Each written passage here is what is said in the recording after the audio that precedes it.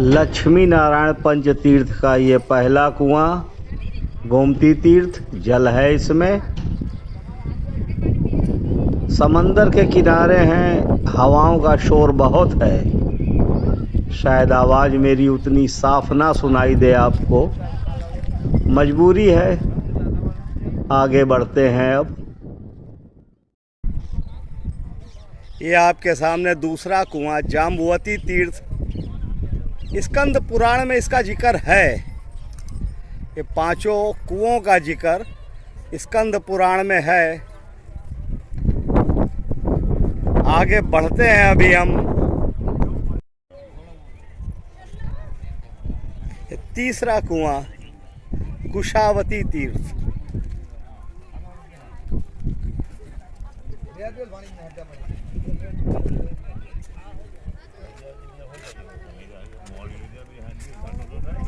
इसमें भी पानी है, क्योंकि एक महात्मा जी हैं, वो कुछ यात्रियों को घुमा के हर कुएं का पानी पिला रहे हैं। वीडियो बनाने के बाद मैं भी पानी पीऊंगा ज़रूर। ये चंद्रभागा तीर्थ, चंद्रभागा नदी है उड़ीसा में।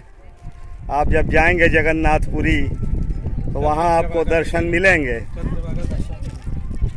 इसमें भी देखिए जल है। जो आनंद की अनुभूति हो रही है मुझे, वो बस मेरे माध्यम से आप कीजिए, और वास्तविक अनुभूति तो तब होगी जब आप स्वयं आएंगे। ये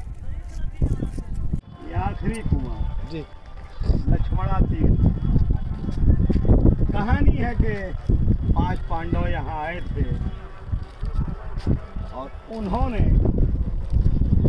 अपनी शक्ति से 5 पवित्र नदियों का जल यहीं पर बुला लिया था, इन्हीं कुओं में समाहित कर लिया था। ऐसी किंवदंतियां हैं, ऐसी कहानी है। तो 5 कुओं के दर्शन कर चुके हैं हम। अब इधर लहराता अरब सागर है, चलते हैं अरब सागर की तरफ। एक बार कैमरा इधर से घुमाता हूँ। सामने वो सुदामा सेतु जूम पे कर लेता हूँ, और वो सामने द्वारिकाधीश का मंदिर, जिसके दर्शन हम आज कर चुके हैं।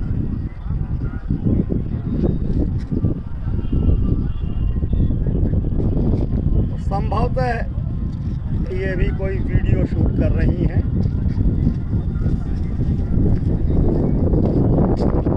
पानी पीना चाहते हैं, पिलाएंगे आप?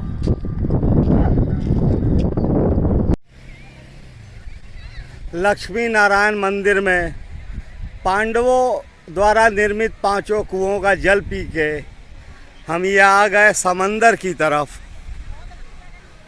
ये लहराता हुआ अरब सागर, समुद्र के किनारे मस्ती करते हुए नवयुवक और नवयुवतियाँ अस्ताचल की तरफ बढ़ते हुए सूर्य नारायण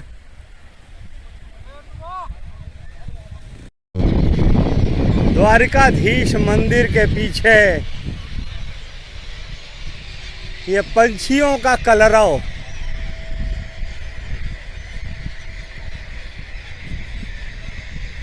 बहुत ही मोहक दृश्य, बहुत ही मोहक लगा।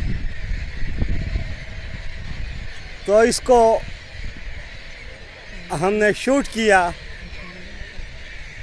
वो द्वारिकाधीश मंदिर और वो सुदामा सेतु, ये द्वारिका वाली गोमती नदी, फिर कह रहा हूँ लखनऊ वाली गोमती नदी नहीं है ये।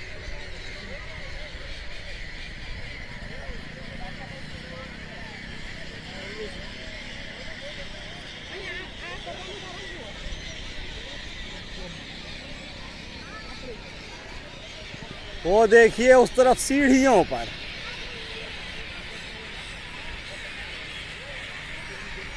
और वो अरब सागर, डूबता हुआ सूरज, बहुत ही मोहक।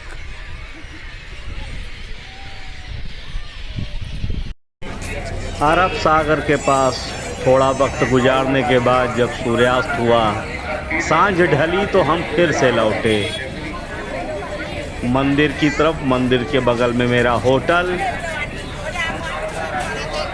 रास्ते में बाजार थी तो पत्नी की इच्छा कुछ शॉपिंग करने की हुई। मेरी तरफ से छूट पाकर वो प्रफुल्लित हो उठी। चीज़ों को पसंद करते, खरीदते वो।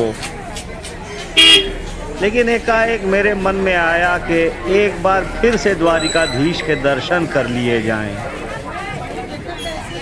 पत्नी मेरी बातों से सहमत हुई।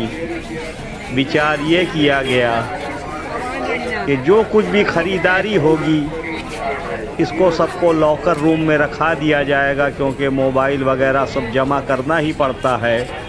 और उसके बाद एक बार फिर से द्वारिकाधीश के दर्शन किए जाएंगे। तो शॉपिंग करती हुई ये मेरी पत्नी, और उसके बाद करेंगे द्वारिकाधीश के दर्शन फिर से। सामान खरीदने के बाद मोबाइल के साथ सामान लॉकर रूम में रखा और दर्शन के लिए हम लाइन में लग गए। 1 घंटे बाद दर्शन मिले द्वारिकाधीश के। बाहर निकलकर मोबाइल और सामान लिया और फिर से वीडियोग्राफी आपके सामने। रोशनी में नहाया हुआ हमारा द्वारिकाधीश का मंदिर, 4 धामों में से एक। मंदिर के बगल में ये बाजार, ये भक्तों का हुजूम, भक्तों का सैलाब। द्वारिकाधीश की यात्रा में मित्रों 2 बार दर्शन करने का अवसर मिला, सौभाग्य मिला। फिर से कैमरा मंदिर की तरफ। अब यहाँ से हम निकलेंगे, कहीं चाय पिएंगे, क्योंकि हिसाब की चाय काफ़ी समय से नहीं मिली है।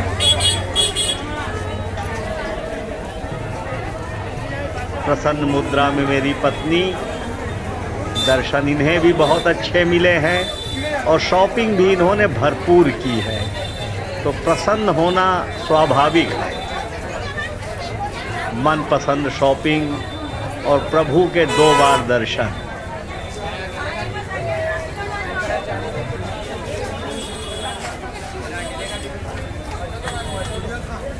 एक बार फिर से जगमगाता हुआ हमारे द्वारिकाधीश का मंदिर। अब आगे बढ़ते हैं हम चाय के लिए। भाई द्वारिकाधीश के दर्शन एक बार फिर से किए शाम को, और मेरी पत्नी के मन की चाय नहीं मिल रही थी, तो बहुत ढूंढने के बाद ये भैया की दुकान पे पहुँचे। तो मेरी पत्नी इनको समझाने लगी। इन्होंने कहा कि सामने गैस जल रही है, स्टोव आप अपने आप ही बना लो। तो अपने आप मेरी पत्नी ने चाय बनाई है। ये देखिए बनती हुई चाय। आप लोगों के मुंह में पानी आ रहा होगा। और अब हम क्रैक जैक बिस्कुट खा चुके हैं, चाय हमारी निकलने वाली है, और द्वारिकाधीश दर्शन करके द्वारिका घूम रहे हैं, मज़े ले रहे हैं। बने रहिए, मज़ा बराबर आएगी आप लोगों को। जय द्वारिकाधीश। रात का समय है। द्वारिका घूम के दर्शन करके कमरे में आए। थोड़ी देर के लिए अपने होटल की छत पे आ गए। छत से देखिए द्वारिकाधीश का मंदिर। एक बार फिर से प्रणाम। कल आपको भेंट द्वारिका और नागेश्वर महादेव के साथ कई और पवित्र जगहों के दर्शन कराएंगे।